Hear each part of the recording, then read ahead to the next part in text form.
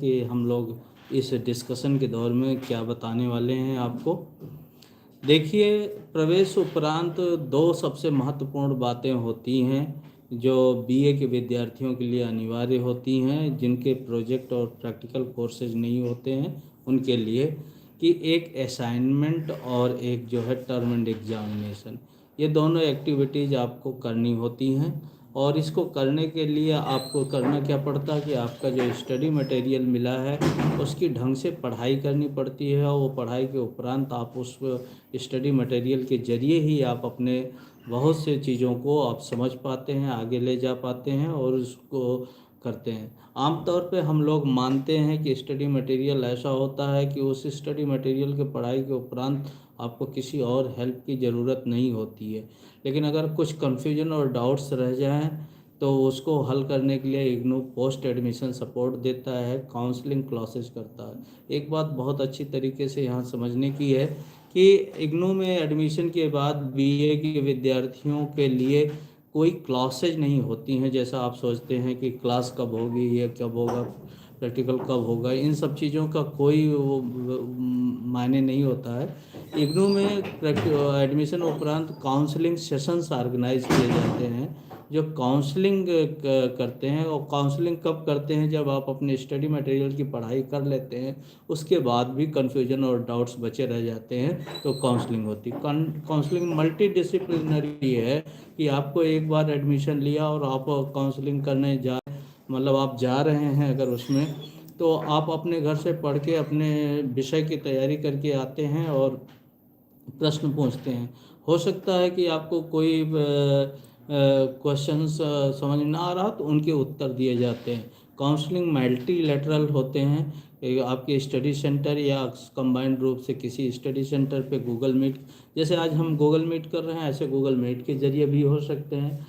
Facebook live session के जरिए भी काउंसलिंग सेशंस आयोजित किए जाते हैं इग्नू में। और जो है स्वयं प्रभा टीवी चैनल और ज्ञान दर्शन टीवी चैनल पे भी इग्नू जो है अपने स्टूडेंट्स को मल्टीमीडिया सपोर्ट के जरिए काउंसलिंग सेशंस ऑर्गेनाइज करता है, तो जिसमें आप अपने प्रश्नों को पूछ सकते हैं, उनके उत्तर भी दे सकते हैं और आप अपने चैट बॉक्स में उनके लिए आप लिख भी सकते हैं। तो एक बार मैं आपको आपकी वेबसाइट पे ले चलना चाहूँगा स्क्रीन शेयर करके कि वहाँ पे आप कैसे, आपके लिए कौन कौन से सपोर्ट्स रहते हैं, कैसे आप प्रवेश उपरांत अपने तमाम विषय को डील करेंगे। तो मैं सीधे आपको सपोर्ट सर्विसेज की तरफ ले चलता हूँ इग्नू के, या मैं स्क्रीन शेयर कर रहा हूँ और आपको स्क्रीन पे हमारे स्क्रीन शेयर होने के बाद आपको स्क्रीन पे शेयर हो रही होगी हमारी स्क्रीन आपके सामने। मैं सीधे आपको इग्नू के वेब पेज पे ले चलता हूँ जहाँ आपने प्रवेश लिया था। ये इग्नू का वेब पेज है जहाँ आपने पहली बार प्रवेश लिया था और आपने एडमिशन के टाइम पे याद होगा कि इसी पे एडमिशन लिंक पे जाके आपने प्रवेश लिया था। और ये इग्नू का मेन जो होम पेज है, इसमें सबसे महत्वपूर्ण जो आइकन है आपके लिए स्टूडेंट सपोर्ट सर्विसेज है। स्टूडेंट सर्विसेज को क्लिक करेंगे तो आपके सामने तमाम आइकन खुल के आ जाते हैं जिनमें आप देख सकते हैं कि प्रोग्राम्स, एडमिशन कैलेंडर के अलावा तमाम जो ये आइकन है, और इसमें सबसे महत्वपूर्ण पहला आइकन आपके लिए नो योर स्टेटस होता है। नो योर स्टेटस आप देख रहे हैं जहाँ पे हमने कर्सर रख रखा है, इसको क्लिक करते हैं तो आपके सामने खुल के आता है इस तरह से एक पेज खुल के आता है। और इस पेज में आप अगर रजिस्ट्रेशन स्टेटस के इस लिंक को क्लिक करते हैं तो आपको सामने इस तरह से एक पोर्टल खुलता है, एडमिशन पोर्टल, जिसमें आप अपने रजिस्ट्रेशन स्टेटस को चेक कर सकते हैं। ख़ास बात ये होती है इग्नू में कि आपका पूरा एडमिशन डिटेल्स ऑनलाइन उपलब्ध होता है, तो इसको आप सभी विद्यार्थियों को अपने एडमिशन डिटेल्स को चेक करना चाहिए। उसके लिए करना क्या चाहिए, ये इनरोलमेंट कॉलम में इनरोलमेंट नंबर भरना चाहिए। मेरे पास एक बच्चे का इनरोलमेंट नंबर है आप में से, जिसको मैं भर रहा हूँ। यहाँ पे आप देख रहे हैं 25 50 16 32 70, 25 50 16 32 70।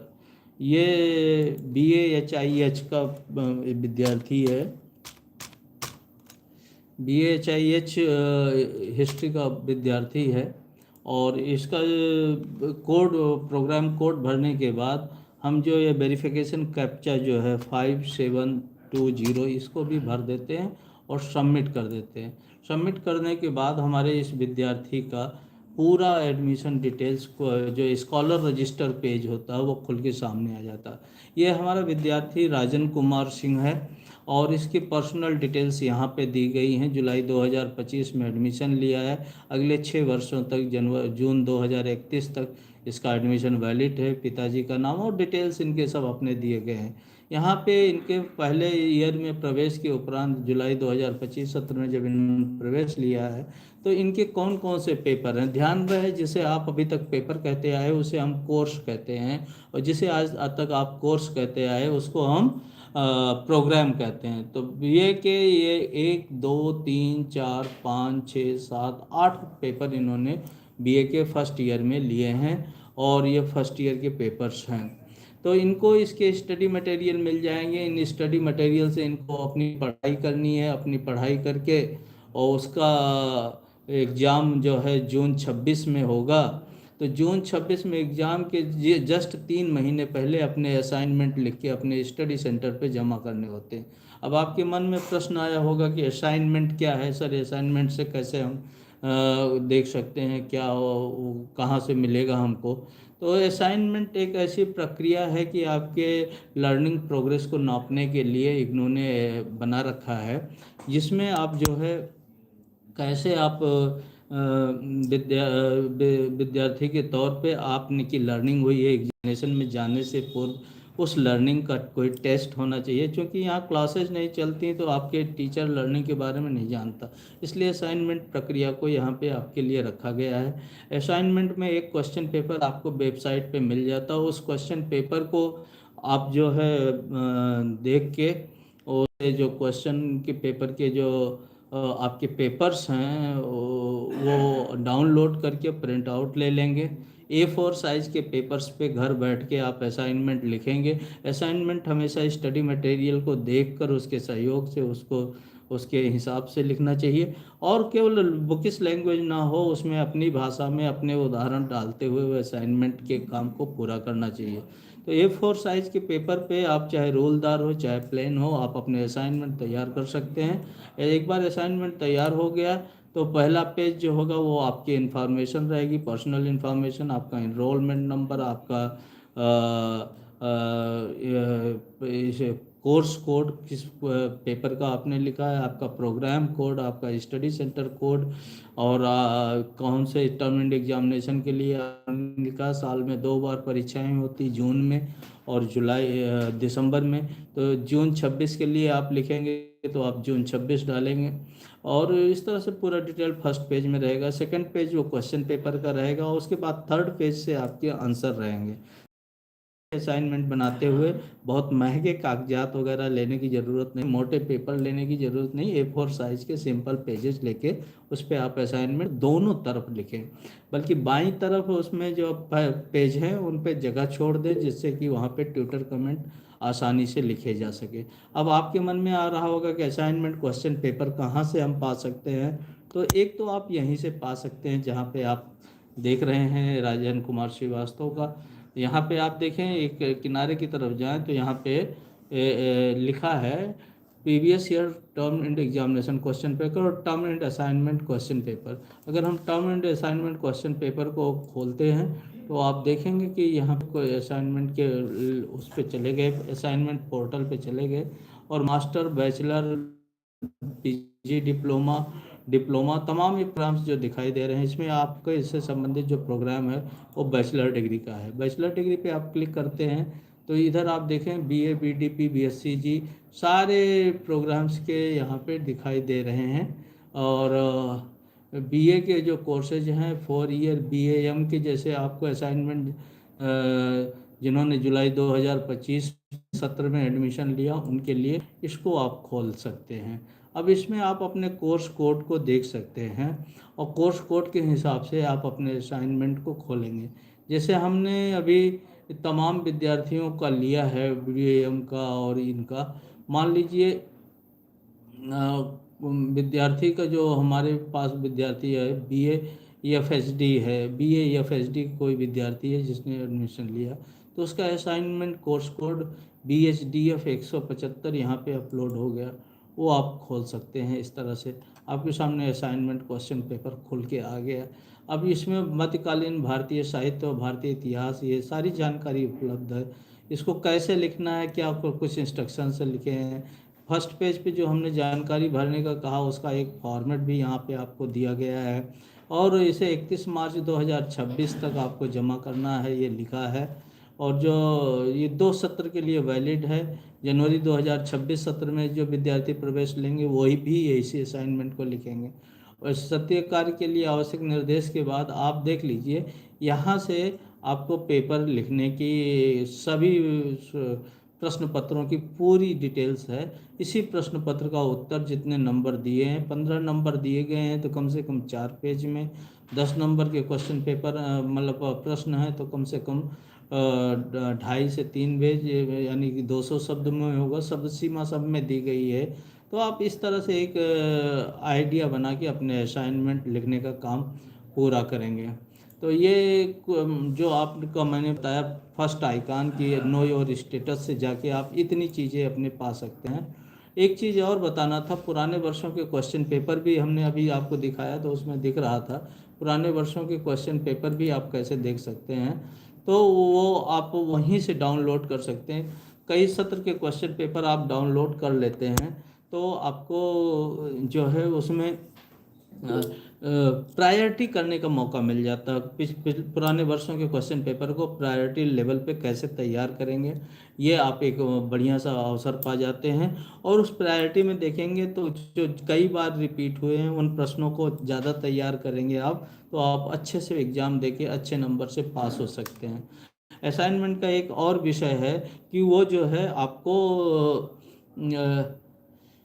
असाइनमेंट में एक विषय होता है कि आपको उसके 30% अंक फाइनल ग्रेड कार्ड में भारित होते हैं। तो असाइनमेंट हमेशा बहुत मेहनत से लिखना चाहिए, बहुत अच्छा लिखना चाहिए, क्योंकि ये आपकी स्टडी सेंटर पे ही इवेलुएट होता है। आपको हमेशा इसका फ़ायदा ये होता है कि असाइनमेंट आप जमा करते हैं वो लिबरल नंबर मिल सकता है, 70 से 80 या 80 से 90 नंबर के बीच में भी आप प्राप्त कर सकते हैं।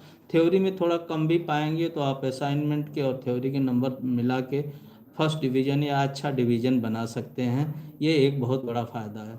उसके बाद आपको आता है एग्जामिनेशन। असाइनमेंट का इशू ख़त्म होने के बाद एग्जामिनेशन का इशू आता है।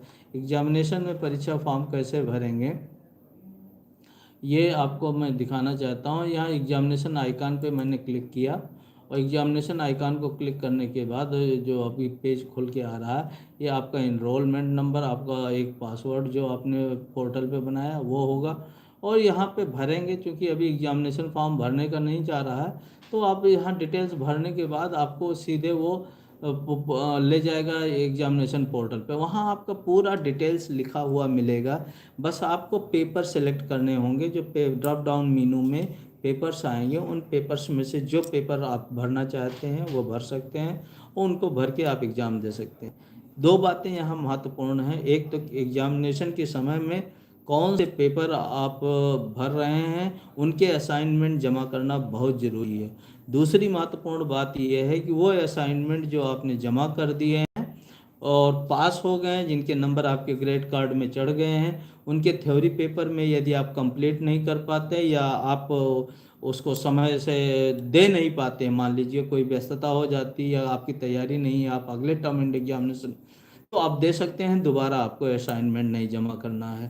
तो टर्म एंड एग्जामिनेशन में 200 रुपये पर पेपर फीस होती है। आपके टर्म एंड एग्जामिनेशन के लिए अभी फ्लेक्सिबिलिटीज क्या होती हैं और कैसे आप फॉर्म भरेंगे और कब भरेंगे, कैसे कहाँ देना है एग्ज़ाम, कैसे एग्ज़ाम सेंटर सेलेक्ट करेंगे, इन सब के बारे में हमारे जो है एग्जामिनेशन इंचार्ज हैं डॉक्टर पाठक, वो आपसे विस्तार से बात करेंगे। इसके बाद जब एग्जामिनेशन का टर्म एंड एग्जामिनेशन दे देते हैं तो आपका रिज़ल्ट आ जाता है, और रिज़ल्ट भी आपको एग्जामिनेशन सेक्शन में ही जाके या रिज़ल्ट सेक्शन है जो आइकॉन वहाँ पे, उसी रिज़ल्ट सेक्शन के आइकॉन पे जाके लिंक आप देख के आप रिज़ल्ट अपना देख सकते हैं, सारा चीज़ कर सकते हैं। सबसे महत्वपूर्ण एक महत्वपूर्ण यहाँ पे आपकी जो आइकॉन है जो आपके लिए अति महत्वपूर्ण है, वो स्टूडेंट ग्रीवांसेज है। आईग्राम एक पोर्टल है जो स्टूडेंट ग्रीवांस का पोर्टल है, जिसमें इलेक्ट्रॉनिकली आप अपने मैसेज को लिख देते हैं। ग्रीवांस का मतलब ग्रीवांस होता है, इन्फॉर्मेशन नहीं होता कि परीक्षा की तिथि कब से है, ये मत लिखिए आप। अगर आपको जब आपके नंबर नहीं चढ़े हैं असाइनमेंट के, या आपको कोई और प्रॉब्लम्स है, जुनून प्रॉब्लम्स है, तो वह यहाँ लिखेंगे तो 3 से 5 दिन में हमारे एक्सपर्ट टीम आपको उसके आंसर करके और उसको रिजॉल्व करके आपको आंसर करने को बाध्य होती है। ये आपको वहाँ पे आपको बता दिया जाएगा। और स्वयं प्रभा टीवी चैनल जो हम आपको बात कर रहे थे, वो आपको यहाँ से होता है। कुछ पॉडकास्ट हैं जो टीचर्स के हैं, वेब इनेबल्ड एकेडमिक सपोर्ट्स में आप जाके ये सब देख सकते हैं। ये सारी चीज़ें आप देखें, हमारी लाइब्रेरी सेक्शन में भी जा सकते हैं।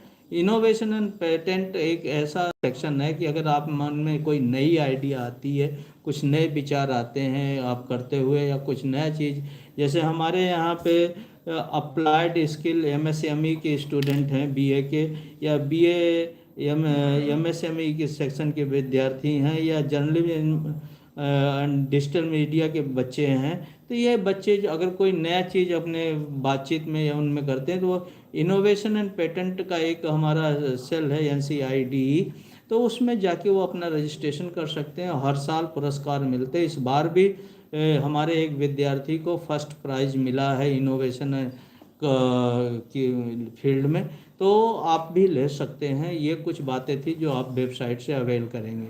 मैं एक चीज़ और दिखाना चाहूँगा इसी वेबसाइट पे आपको, कि अगर आप इस वेबसाइट पे नीचे की तरफ जाते हैं, जैसे ये आप कट करके नीचे की तरफ जाते हैं, तो यहाँ कुछ आपको आइकन दिखाई देते हैं। ये आइकन आपके लिए अत्यंत महत्वपूर्ण है। पहला आइकन है ई ज्ञान कोश।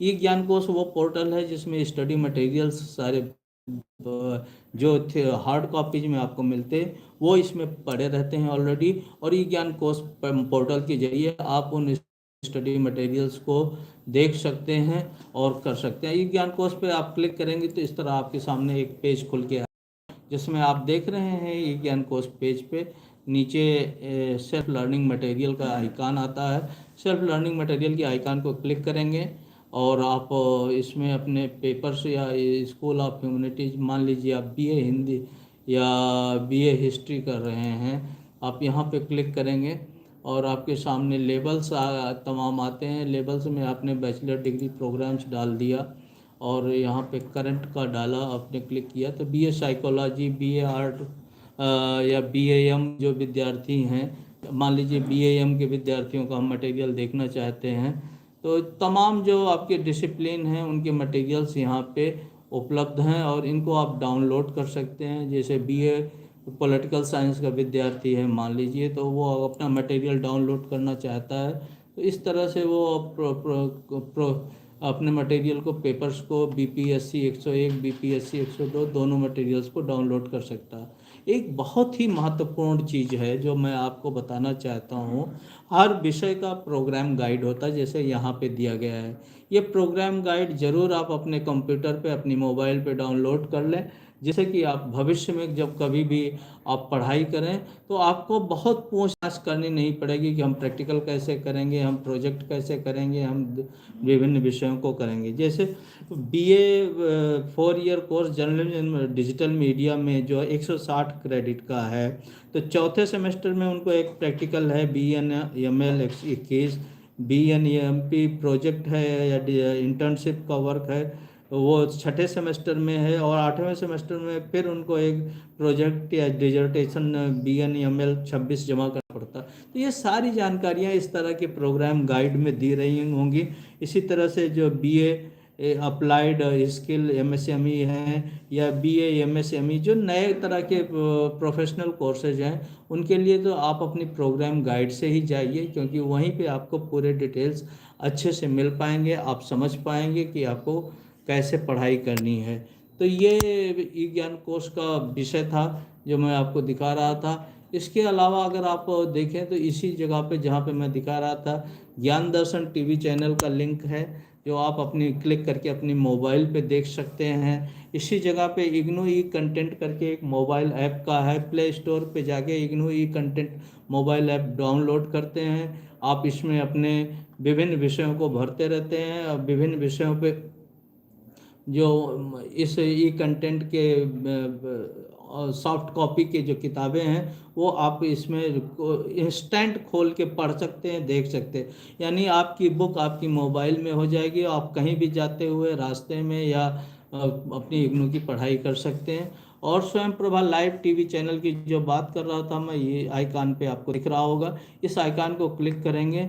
यहाँ पे सभी चैनल्स का डिटेल है, चैनल नंबर 11, 12, 13, 14, 15, 16 आपको होता है।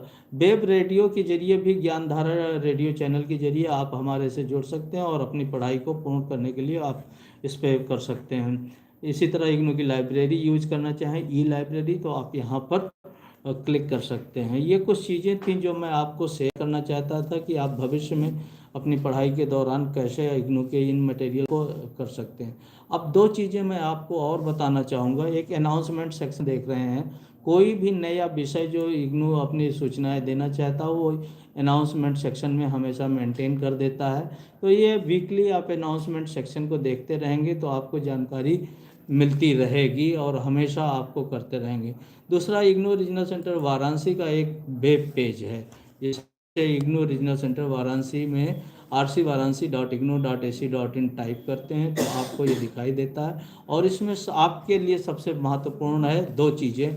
एक काउंसलिंग शेड्यूल जो इग्नू काउंसलिंग कराता है, तो उसकी जानकारी कैसे आपको मिले, तो आप काउंसलिंग शेड्यूल वाले कॉलम पे आप क्लिक करके आप उसको प्राप्त कर सकते हैं। अब आपके सामने हमने खोल दिया, देखो दिसंबर 2025 में जिन जिन विषयों के काउंसलिंग स्टडी सेंटर वाइज हो रहे हैं उनको लिखे गए, पूरे पिछले सब महीनों के, साल के, और सारे हम कम से कम 5 साल की काउंसलिंग सेशन यहाँ पे मेंटेन करके रखते हैं। और इसी तरह से आप इसमें जाके अपने विषय को देख सकते हैं।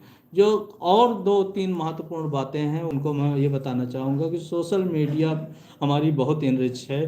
ट्विटर, टेलीग्राम, यूट्यूब, तीनों चैनल पे हम आपको उपलब्ध हैं। फेसबुक आईडी जो है हमारी, फेसबुक आईडी डेली की डेली अपडेट होती है, जो भी सूचनाएं होती हैं हम ट्विटर, फेसबुक और टेलीग्राम ये पे कर देखते हैं। और रिकॉर्डेड वीडियो लेक्चर्स भी यूट्यूब पे हम अपने रखते हैं, तो आप यहाँ से भी देख सकते हैं। अगर आप हमसे संपर्क करना चाहते हैं तो rcvaranasi@ignu.ac.in पे आप हमको मेल कर सकते हैं, हमसे बात कर सकते हैं। और इस तरह से नहीं तो हर बुधवार को हम एक ग्रीवांस कैंप करते हैं। ग्रीवांस कैंप में आप अपनी समस्या के साथ जिस लिंक पे आज जुड़े हैं इसी लिंक को सेव करके रखिएगा। आप हर बुधवार को ग्रीवांस कैंप पे आ सकते हैं और कर सकते हैं। मैं अपनी बात को यहीं समाप्त करना चाहूँगा और मैं अब चाहूँगा कि doctor DN Pathak ji examination से संबंधित कुछ जानकारी आपको देना चाहेंगे। मैं डॉक्टर साहब से निवेदन करूंगा कि कृपया वो अपने वक्तव्य को पूर्ण करें और अपनी बातें वो रखने की कोशिश करें।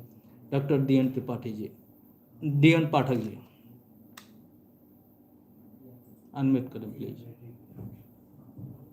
बाहर हो गए थे अच्छा अच्छा। हाँ, तो ये कुछ बातें थी और हम बाद में अपने प्रश्नों की बात करते हैं। तो एक बात याद रखिएगा कि एकेडमिक काउंसलिंग सेशन में, थ्योरी काउंसलिंग में आपकी अटेंडेंस की आवश्यकता नहीं है। आपको आप अगर आपको आता है, आपको समय नहीं है, आप नहीं जा पाते हैं तो कोई बात नहीं। लेकिन प्रैक्टिकल काउंसलिंग में 100% अटेंडेंस होनी चाहिए। और अगर आपको कोई काम पड़ गया तो परमिशन लेके आप 25% अटेंडेंस, 70% अटेंडेंस निश्चित तौर पे होनी चाहिए, नहीं तो परीक्षा में, प्रैक्टिकल परीक्षा में बैठने का मौका नहीं मिलेगा। प्रैक्टिकल परीक्षा का भी आप जब अपना थ्योरी का फॉर्म भरेंगे तो उसी समय प्रैक्टिकल परीक्षा का फॉर्म भी भरना है। प्रोजेक्ट इंटर्नशिप का भी फीस होती है, वो भी फॉर्म भरना। बिना फॉर्म भरे हुए आपको परीक्षा में बैठने की अनुमति नहीं होगी। तो फॉर्म भी भरें और प्रैक्टिकल में अपने 70% से ज़्यादा अटेंडेंस भी मेंटेन करें। तो ये करेंगे तो आपको ये सारे जो परमिशन मिलेगी प्रैक्टिकल और इंटर्नशिप वगैरह करने, आपको पार्टिसिपेट करने की। अदरवाइज आप एग्ज़ाम नहीं दे पाएंगे। मैं इन्हीं बातों के साथ अपनी बात को अभी समाप्त करता हूँ और मैं डॉक्टर DN पाठक जी को आमंत्रित करता हूँ कि कृपया वो अपनी बात रखें। धन्यवाद सर। ये इंडक्शन मीटिंग का तात्पर्य है प्रवेश से लेकर परीक्षा संपन्न होना और अंक पत्र प्राप्त करने तक की यात्रा को इंडक्शन मीटिंग हम लोग कहते हैं। प्रवेश के पश्चात नंबर आता है स्टडी मटेरियल का। स्टडी मटेरियल लिखने का कोई एक व्यक्ति नहीं लिखता, बल्कि व्यक्तियों का एक समूह लिखता है, विद्वानों का एक समूह लिखता है, जो कि प्रतियोगी परीक्षाओं की दृष्टि से और अन्य अनेक दृष्टियों से किसी भी पुस्तक से अच्छा होता है। स्टडी मटेरियल यदि नहीं मिल पा रहा है तो इसके लिए कहा है कि आप ई ज्ञान कोश पर जाएं और उसको डाउनलोड कर लें। स्टडी मटेरियल आपके पास समय से पहुंच जाएगा। स्टडी मटेरियल के अलावा स्वयं प्रभा चैनल है, ज्ञान दर्शन है, ज्ञान धारा है। इन चैनलों के माध्यम से भी आप अपने पाठ्यक्रम से संबंधित ज्ञान प्राप्त कर सकते हैं। इसके बाद तीसरे नंबर पर आता है काउंसलिंग सेशन। काउंसलिंग सेशन का तात्पर्य यह नहीं है कि आप क्लास करते हैं। जैसे परंपरागत जो छात्र हैं वो एक एक चैप्टर को अध्यापक उठाता है और पढ़ाता है छात्रों को। लेकिन काउंसलिंग सेशन में ये समस्याओं का समाधान करने के लिए इग्नू आयोजित करता है। आप स्टडी मटेरियल को पढ़े रहें और अपने स्टडी सेंटर पर जब काउंसलिंग सेशन हो उस समय जाएं और अपने अध्यापक से जो भी समस्या हो उस पर टिक लगाए रहें और जाकर उसको पूछें। इसके बाद नंबर आता है असाइनमेंट का। असाइनमेंट कहाँ से मिलेगा, कब जमा करना है, इस पर चर्चा पांडे सर ने किया। अब इसके बाद परीक्षा का नंबर आता है। असाइनमेंट जमा करने के बाद परीक्षा प्रारंभ होती है। परीक्षा 2 बार होती है वर्ष में, एक बार जून में, एक बार दिसंबर में। तो जून वाली परीक्षा जून के फर्स्ट वीक से प्रारंभ हो जाती है और जुलाई तक कभी कभी चलती है। जैसे अभी दिसंबर की परीक्षा है, 1 दिसंबर से प्रारंभ होगी और 14 दिसंबर तक चलेगी। परीक्षा फार्म कैसे भरा जाए, इसके लिए इग्नू की आधिकारिक वेबसाइट पर जाएंगे और या समर्थ पर जाएंगे और समर्थ के माध्यम से परीक्षा फार्म भरेंगे और आधिकारिक वेबसाइट से ही आपका हॉल टिकट भी डाउनलोड हो जाएगा और डेट शीट भी मिल जाएगी वहीं से और इसके बाद परीक्षा देंगे। धन्यवाद। बहुत बहुत धन्यवाद डॉक्टर। अच्छा, हमारा बहुत बहुत धन्यवाद डॉक्टर साहब। आपने बड़े संक्षेप में अपनी बातें की परीक्षा के बारे में। मैं चाहता था कि थोड़ी सी और बातें हो जाती वहाँ पे, जैसे कि आप परीक्षा केंद्र देश के किसी भी कोने में चुन सकते हैं। आपको ये फ्रीडम होती है कि आप चाहे परीक्षा के समय, जैसे जून और दिसंबर में परीक्षाएं होती हैं, अगर आपको मालूम है कि जून में आप देहरादून में रहने वाले हैं तो जून में आप देहरादून के परीक्षा केंद्र को ऑप्ट कर सकते हैं और आपके कॉपी और पेपर वहीं देहरादून को भेज दिए जाएंगे। इसी तरह से नेशन वाइज आपको ट्रांसफरेबिलिटी मिलती है। आप पढ़ाई के उपरांत तो किसी बिटिया का ब्याह हो गया या उसका अपना परिवार कहीं और सेटल होने वाला है तो ऐसे में वो हमारे यहाँ पर जो है वो अपना स्टडी सेंटर हमारे यहाँ से ट्रांसफ़र करा सकती है और पूरे स्टडी सेंटर को वो जहाँ चाहे देश के जिस कोने में चाहे वहाँ पे वो अपने आगे की पढ़ाई के लिए ले जा सकती है, कैरी ऑन कर सकती है। तो